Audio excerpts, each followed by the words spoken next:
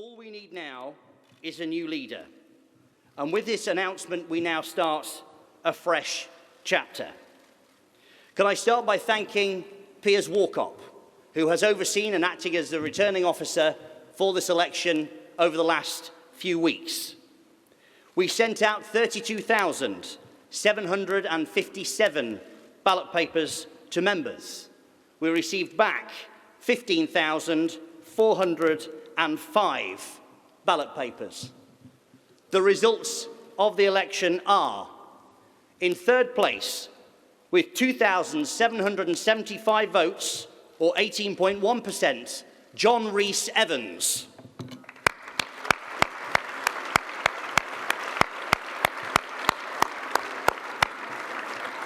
In second place, with 2,973 votes, or 19.3%, is Suzanne Evans.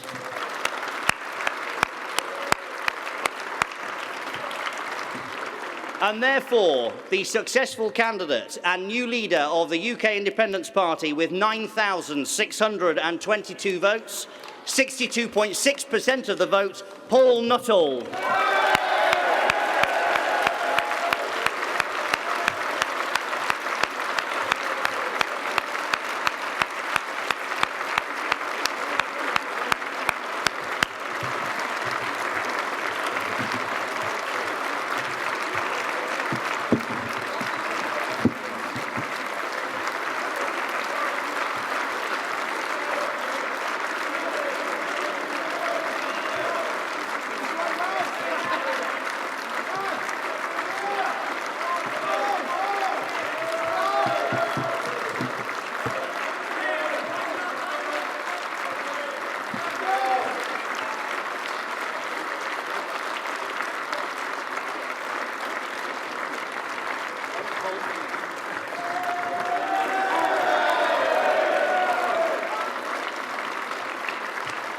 Thank you.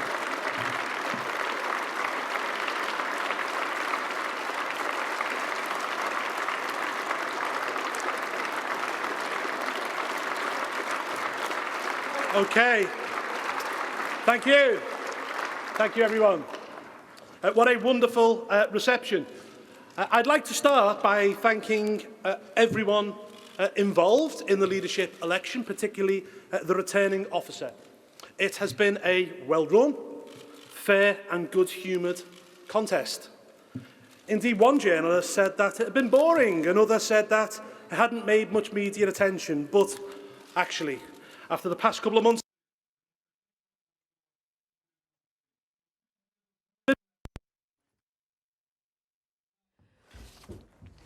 well, that is the new UKIP leader, Paul Nuttall. Unfortunately, we've lost our connection with the conference there and the speech that he was giving. We're trying to restore communications, but let's bring in Norman Smith, who is outside. Oh, I think actually, Norman, sorry, we've got communications back, so I think we can listen again to Paul Nuttall. Let's just try.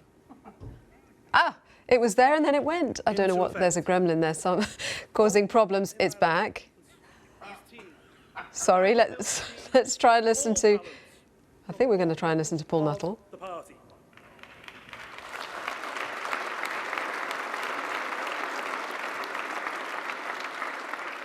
To that end, my first appointment is my deputy leader. He is someone who has backed my campaign and bought into my call for unity from the very beginning. Ladies and gentlemen, Peter Whittle.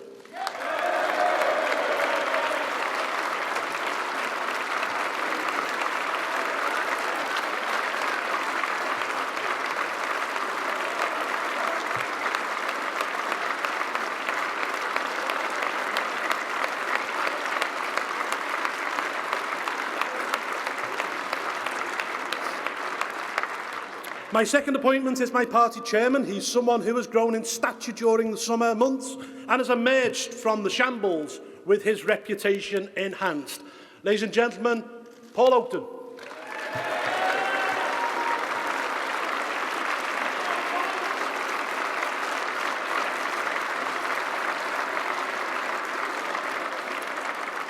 My third appointment will be my principal political advisor.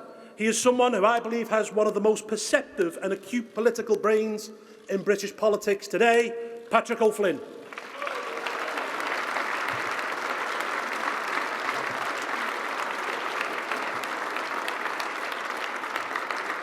I will be making more announcements regarding appointments, both party officers and spokespeople, over the next 72 hours. However, there will be one theme: unity, because only unity breeds success. People do not vote, join or donate to divided parties. So those within the party who want to come together and unite, I say, we have a great and successful future. To those who do not want to unify and want to continue fighting the battles of the past, then I'm afraid that your time in UKIP is coming to an end.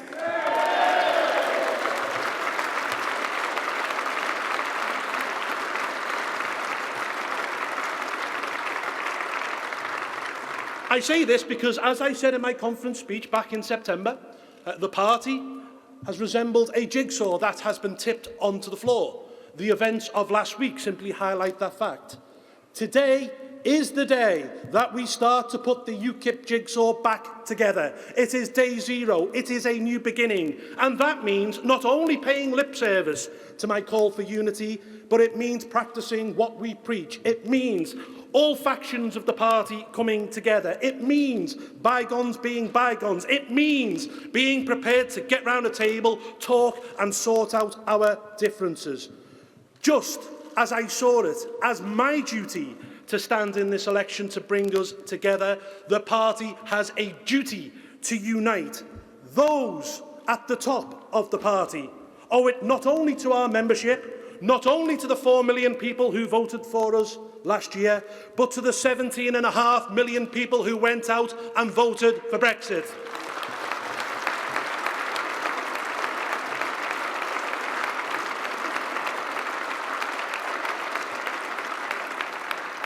The country needs a strong UKIP more now than ever before.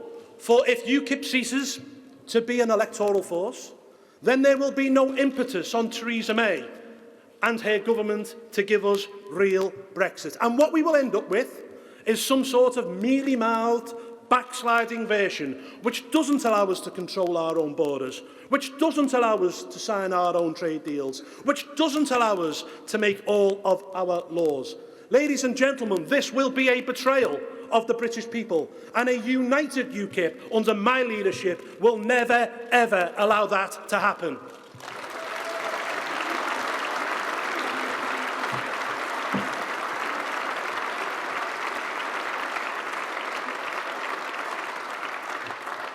We are engaged in a political tug-of-war at the moment over what kind of Brexit we will get. On one end, you have the tired old establishment figures of Tony Blair, John Major and Paddy Ashdown, who all want us to remain within the single market.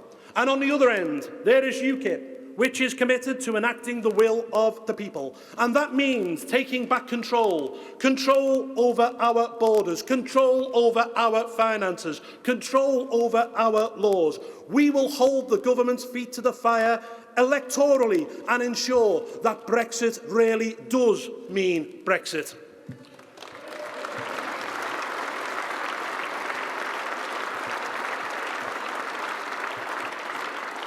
Great seems to be a word used quite a lot at the moment in politics. Indeed, Donald Trump spoke about making America great again. Under my leadership, we will ensure that this country gets the Brexit that it voted for on June the 23rd. And then we will put the great back into Britain.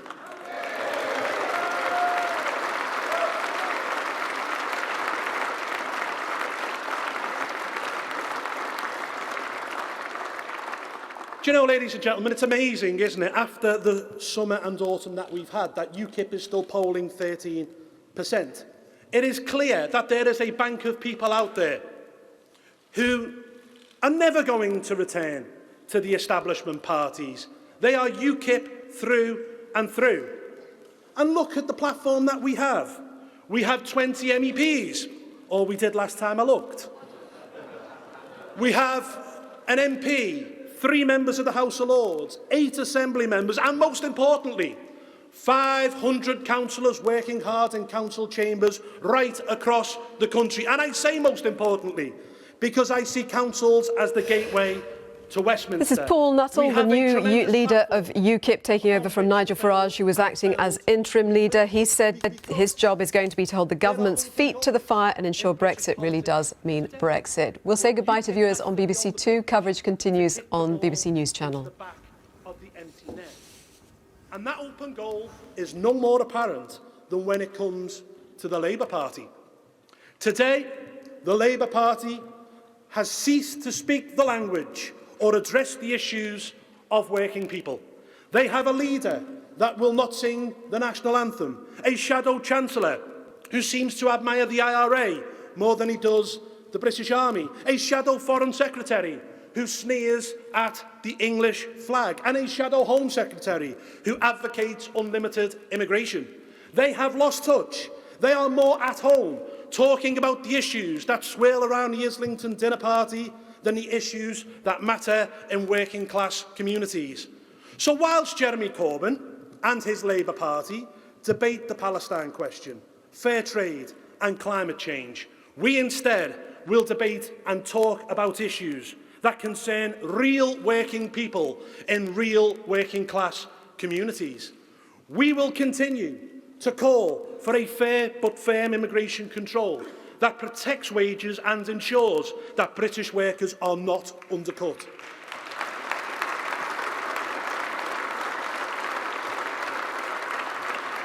We will call for sentences to mean what they say and promote policies that protect innocent victims and not career criminals.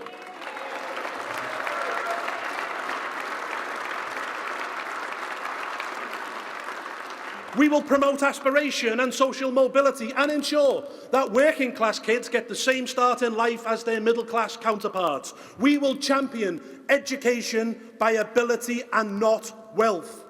We will support the military to the hilt. We will commit to an increase in defence expenditure and ensure that our brave boys and girls in the armed forces have the best equipment possible.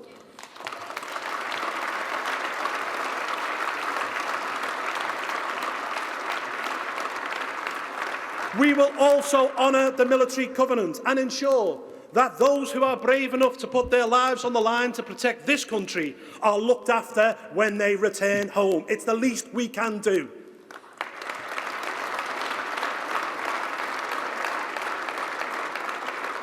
We will also be committed to protecting and investing in the National Health Service and slashing a foreign aid budget that is costing this country right now around £25 million every single day.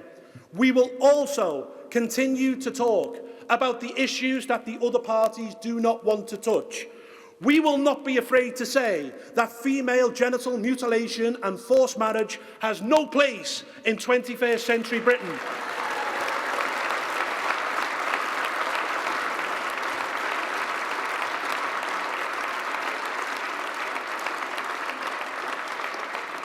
And for that matter, neither do courts where the word of a woman is only half that of a man.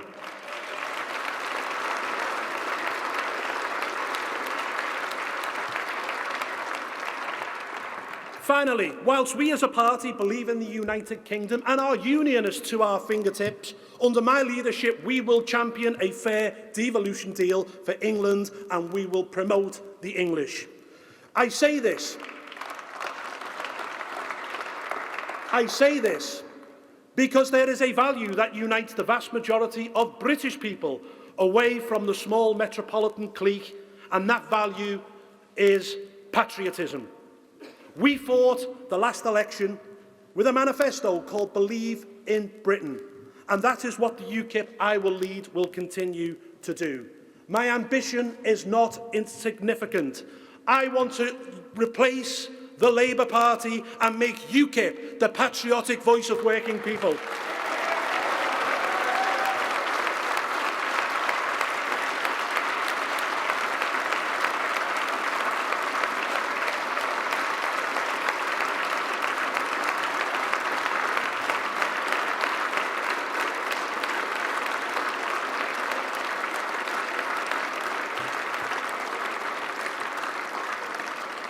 We have achieved great things in the last 5 years, and they should be celebrated. This was achieved under the inspirational leadership of someone who's been my political mentor for many, many years now, Nigel Farage. Please give him a round of applause.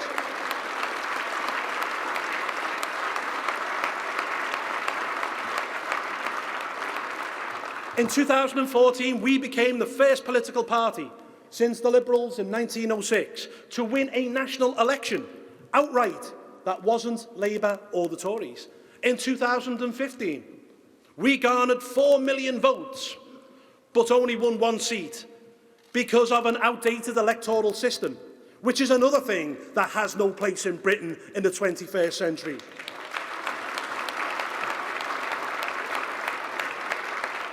But our greatest achievement,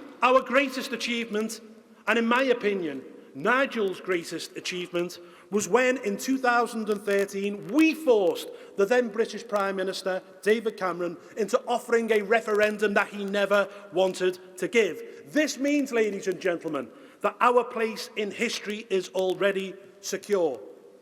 We were the party that forced the referendum, and then we were the party that then helped and led to deliver Brexit.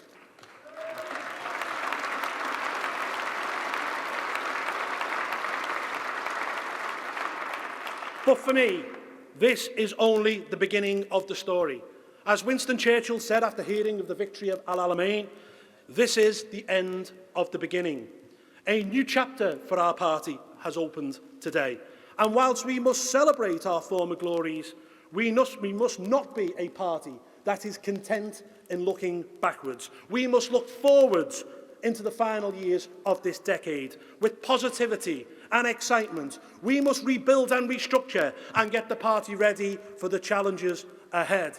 My colleagues and friends, we've been on a fantastic journey together, and I have been with you every single step of the way.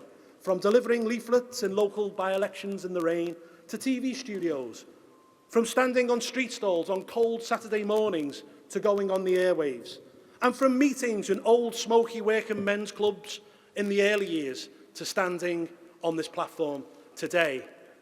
I have not just talked the talk. With you, I have walked the walk. I have been your party chairman. I have been your head of policy. I have been the deputy leader. And I am so grateful and honoured today that the UKIP members have placed their faith in me as the leader. I will finish with what I've said at all the hustings.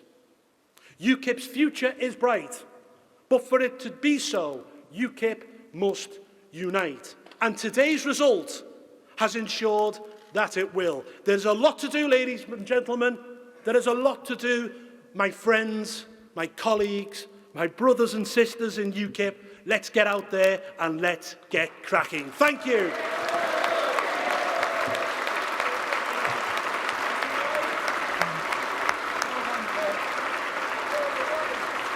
New UKIP leader Paul Nuttall taking over from Nigel Farage, who was standing in as interim leader. Let's bring in our assistant political editor, Norman Smith. So, Norman, he was describing his mission there as being told the government's feet to the fire and ensure that Brexit really does mean Brexit. Yeah, a commanding victory for Paul Nuttall. They're getting 62% of the vote. Suzanne Evans, second place, 19%. John Rhys-Evans, 18%. But a really thumping win for Paul Nuttall. And that matters because this is a party riven with factions, tensions, personal animosities and rivalries. And Paul Nuttall's pitch has been, I am the man who can unify this party. So that scale of a win will give him a mandate to try and bring the party together. And he made that the core of his message today, saying this is year zero. Bygones have to be bygones. Those who want to carry on fighting the battles of yesteryear, they have no place in this party. So his absolute core message was unity. The second part of the Nuttall message was ensuring that Theresa May delivers on Brexit. He warned about the danger of betrayal, of Theresa May delivering what he called a mealy... You didn't frankly have the balls to put country before party.